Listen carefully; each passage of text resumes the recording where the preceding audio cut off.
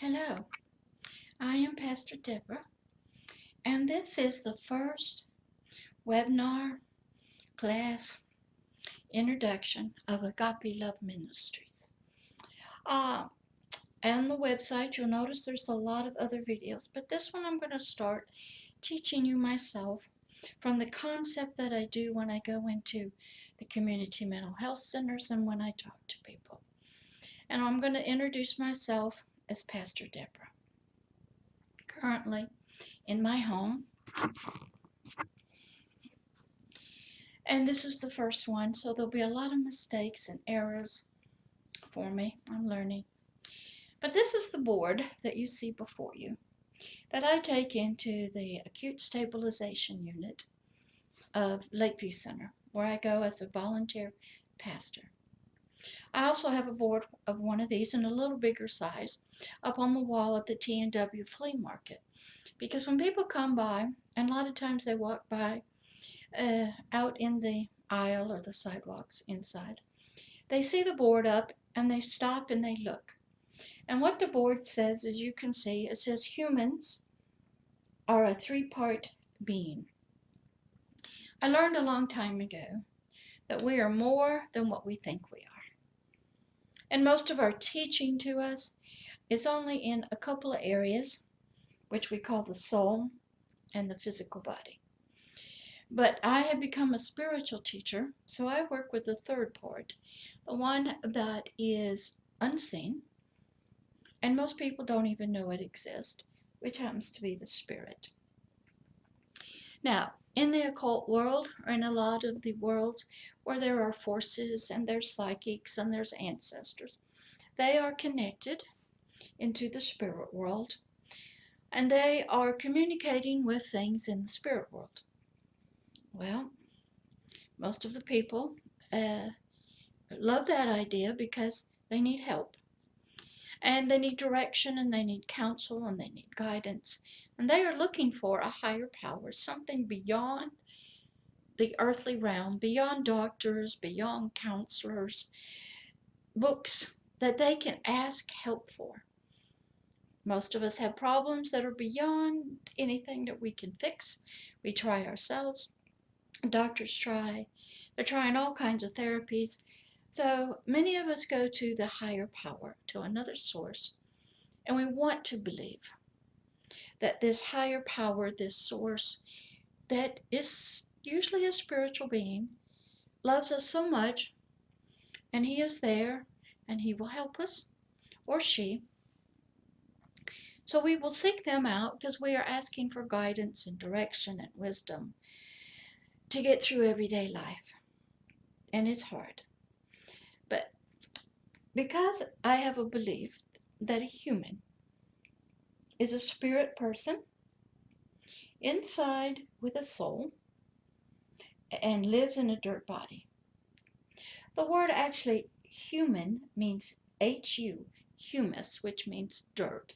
Man is the spiritual being, the creature spirit. The species called man doesn't mean gender, just means the species, the spiritual species. And it means that it's dirt and a spiritual being connected. Now, what happens is the spiritual being, the spiritual part of us, it lives in a world that is all around us, parallel. It's unseen, but yet we hear a lot about it in movies and fairy tales and science fiction. And we want to believe that there is that there, but it's hard to believe as you get older. Usually when we're children, we believe in it more, but somewhere along the line, our imaginations sort of die. They go into sleep.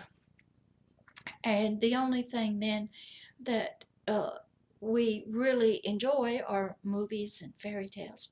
But something deep inside of us, something somewhere in there says there's more.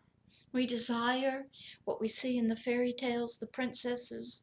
We know there's dragons, and we want to be rescued, and we want the enemy to be defeated.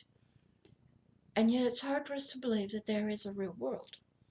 But there's a lot of help for us, so we'll talk about that in another video. The area of the soul Uh, that has been one of the areas that most people know about where therapy comes in. Mental health counselors, psychologists, caseworkers, social workers.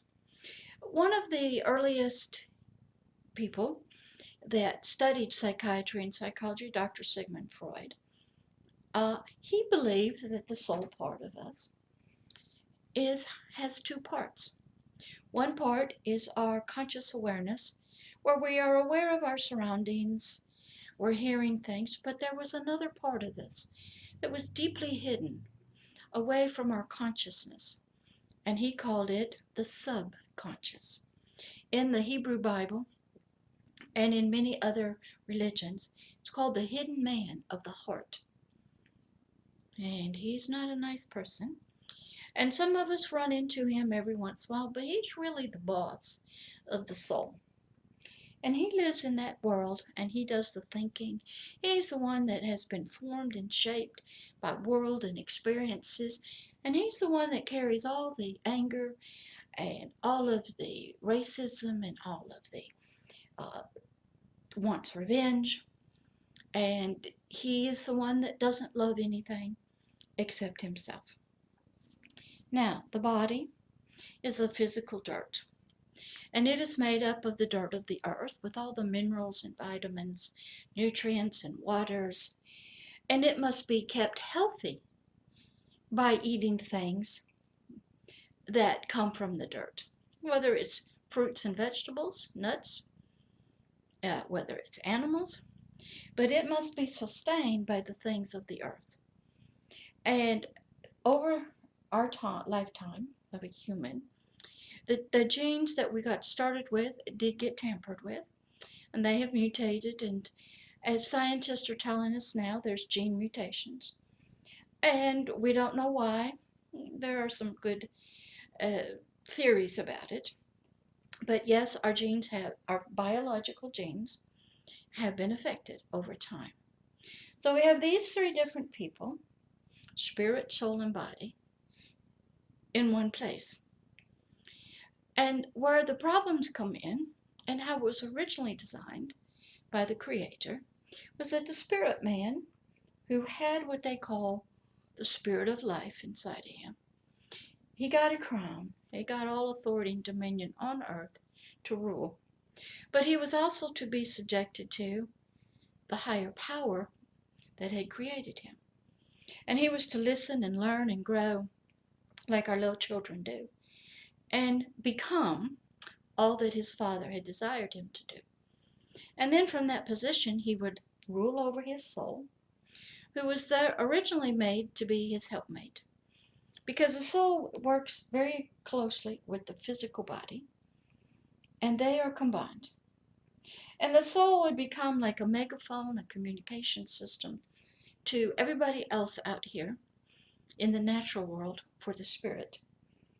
So originally, the spirit was to be the king, the boss, the ruler of his land that included the soul and the body. And this was the territory, the land, and the kingdom that was originally supposed to be governed by the spirit of wisdom inside the spirit of man, speaking to his soul, guiding and leading it. And then the soul would speak to the body to keep it under subjection. But it got all messed up. Something happened, which we can talk about at another time. And the little spirit guy, he lost his crown. He lost his guidance. He lost the Holy Spirit. And he sunk down into the deep darkness of the flesh, which was in the soul. And he became subjective to the hidden man of the heart.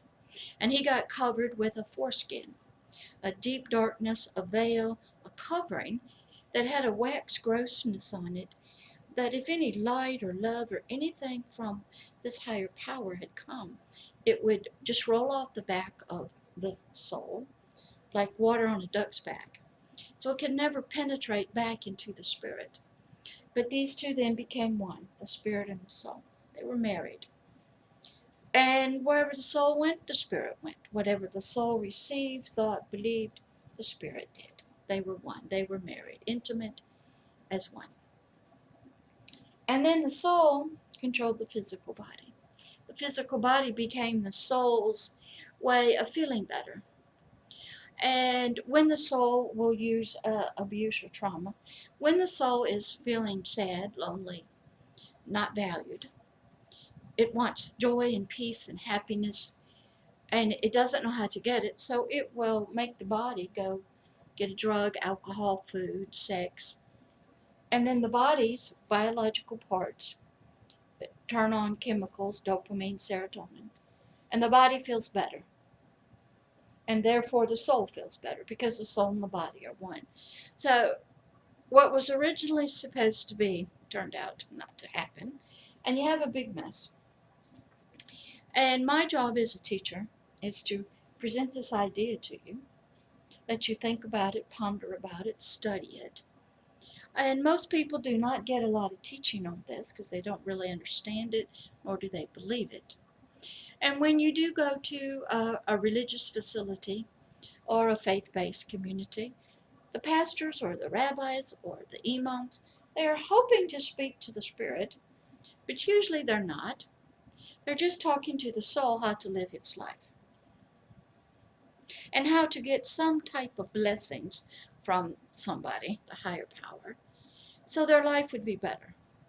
And they're told how, and they're trying to get the soul to keep the physical body under subjection. It's not working too well. In most countries, even though they are very religious people, we have all kinds of sexual problems, we have all kinds of abuse and trauma, and those higher powers are not helping too much, or something's not working. Somebody ain't listening. So, I am a spiritual care teacher. I believe that a human is three parts, and that we have a lot to learn about all the areas of us, and we need a lot of education, and we need a lot of information, and we need to understand all three parts of us and what our three parts are supposed to do, because how do we know what to do and how to get help? One guy that I used to listen to, he's gone on to heaven. He had a wonderful thing that helped me. He talked about when something has been created, doesn't matter what it is, the name goes on it. Use a car, Toyota. And the name goes on it because it reflects the glory of the Creator. And when you have a Toyota car and you take it to a different dealer who did not make it, then you usually have troubles because it's an unauthorized dealer. So something, whatever it was, a lot of people don't know, that created this system. When this system gets in trouble, which we have all around the world, doesn't matter what country you go to, there's sickness, diseases, illnesses, mental health, AIDS, sexual abuse, trauma. It has no boundaries and no borders. It's in every culture, every nation, and every faith. And everybody's trying to figure it out and find the answers, and they haven't been able to find them. There's a great article I just wrote for NASCA, the National Association of Adult Survivors of Child Abuse, and it goes into the history. It came out in the Time magazine about mental health. It goes back into the history of the ancient pharaohs and ancient Greece and stuff about polygods and higher gods, and how important spiritual care and a spiritual higher being was involved in humanity's early beginnings, but somehow lately, in mostly Western civilization, where they pride themselves with science and technology, they have gotten away from this need or this idea that a higher power is needed or it has anything to do with the spirit. But my job is to bring all that back, get you to think about it, ponder it, get information, study, do research, and make up your own mind. And ask a lot of people a lot of questions. And find out the truth. Because if you're taking yourself, your three-part being, to unauthorized dealers, and you're only working with the soul, but not the spirit, and nothing is changing, or you're getting little changes, then you're not getting the whole person. And we are three different parts, at least I believe. And I like to tell people when we have issues, we need all hands on deck.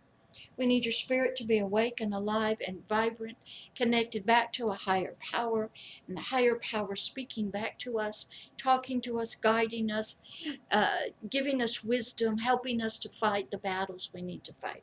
Because a lot of our battles are fought at nighttime when we're sleeping. We don't know that what's going on. We think it's a nightmare, but we are actually in the spirit world. We need some help from the inside, deep on the inside. Our soul needs help. We need better thinking, better thoughts, understanding, education. We need answers to questions. Why is there still child abuse? Why are animals still abused? Why do people pollute? Why is there still greed? And why is there still racism? Well, most of that's right here in the soul.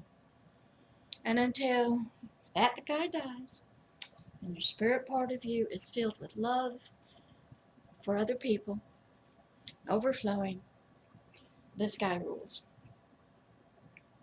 And in mental health counseling and a lot of religious faiths, they're only touching the soul part.